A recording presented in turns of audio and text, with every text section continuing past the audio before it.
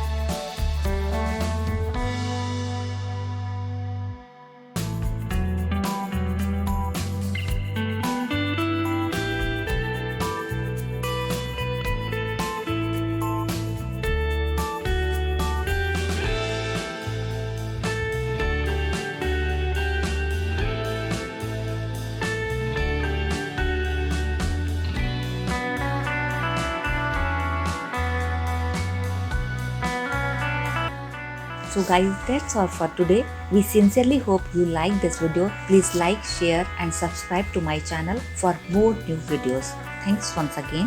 Have a nice day.